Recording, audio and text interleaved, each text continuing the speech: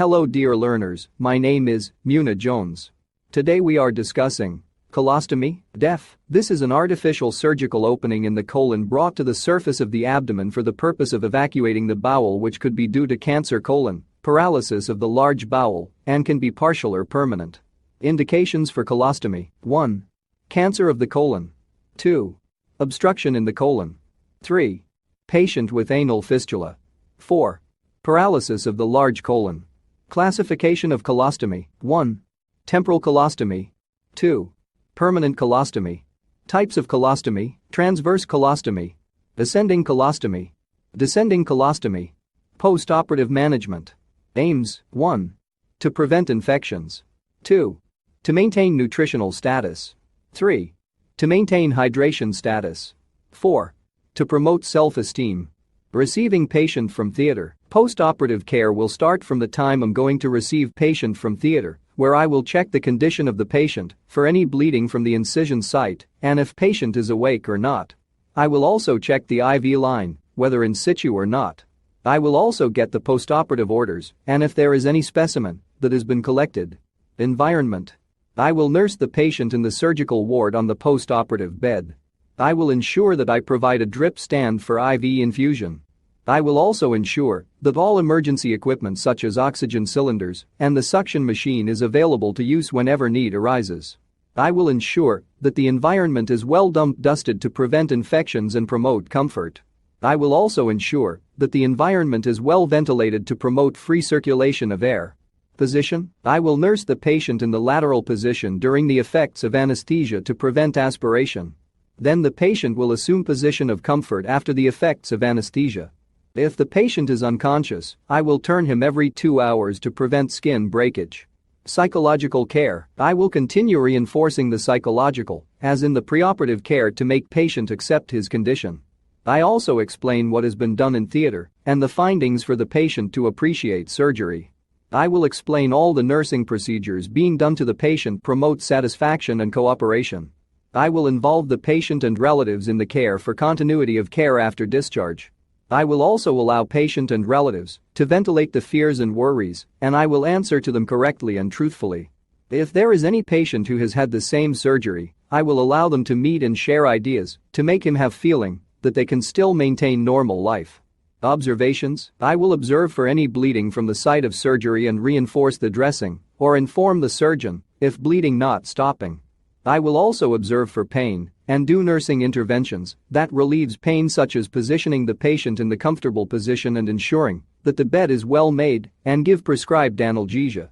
I will also observe the skin color from the stoma side, as brown color indicates ischemia or gangrenous formation and red color indicates normal blood supply to the area. Normally the stoma start functioning after 3 to 6 days, therefore I will observe for the contents, amount, color and consistency of the stoma. I will also observe the vital signs such as temperature, pulse, respirations and blood pressure to monitor the progress of patient, and I will do this 1/4 a half hourly and then 4 hourly as patient progress. I will also observe patient acceptance of his condition and continue reinforcing the psychological care. Colostomy care.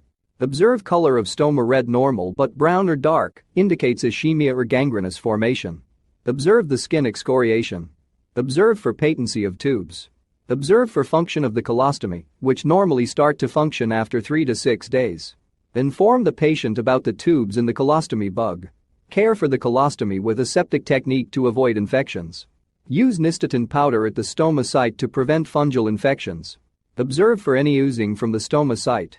Change the colostomy every time it is half full to prevent spillage of contents, as it can excoriate the skin. Teach the patient on how to care for the colostomy for the continuity of care after discharge. Use deodorant powder to prevent skin irritation. Provide the patient with micro tape to help patient cover the stoma as he baths. Educate patient to eat soft diet that is not gas forming, such as beans, cabbage and eggs. However, teach patient to eat diet which is rich in proteins for tissue build-up, carbohydrates for energy and vitamins to boost the immunity. Report any excessive drainage from the stoma.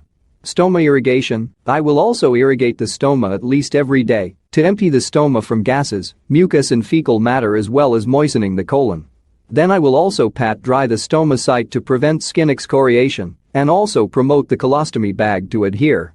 Nutrition? Encourage patient to eat diet which is not gas-forming to prevent discomforts. Encourage patient to be taking enough fluids to promote bowel movements. Encourage patient to be taking light diet that do not cause bowel irritations. Encourage patient to be taking balanced diet such as proteins, such as meat, soya porridge to promote quick wound healing. Carbohydrates, such as rice, nshima for energy. Vitamins, such as fruits, green vegetables to boost the immunity and promote quick wound healing. Teach patient to avoid eating irritating foods as they may cause bowel discomforts and odors. Elimination. Observe the intake and output to assess the patency of the stoma. Observe the color, consistency, and amount of stool to assess if there is any complication. Give patient enough fluids to promote bowel movements and prevent constipation. Give patient light diet to promote bowel movements. Empty the colostomy bag every time it is half full to prevent spillage. Hygiene. Ensure that patient is sleeping in a clean and well-dumped dusted room to prevent nosocomial infections. Ensure aseptic techniques every time you are carrying out nursing procedures to prevent infections. Always ensure that the dressings are clean to prevent secondary infections. Teach patient to avoid touching the wound as he may introduce infections. Always change bed linen whenever it is wet or dirty to minimize infections and promote comfort. Perform bed bath or assisted bath if patient able to remove diet epithelial tissue and promote comfort. Perform oral care and hair care to promote self-esteem. Drugs. Teach the patient about drugs they have been prescribed to promote adherence. Give the patient drugs according to the dose, route, and time. Complications, infections, due to non-aseptic techniques used during patient care. Hemorrhage, due to non-sutured blood vessels and infections. Diarrhea, due to incomplete digestion. Adhesions, due to fibrotic formation. Peritonitis, due to hemorrhage or infections. Shock due to excessive loss of fluids and bleeding. IEC. 1. Care of colostomy. 2. Hygiene. 3. Nutrition. 4. Drugs. 5. Review dates.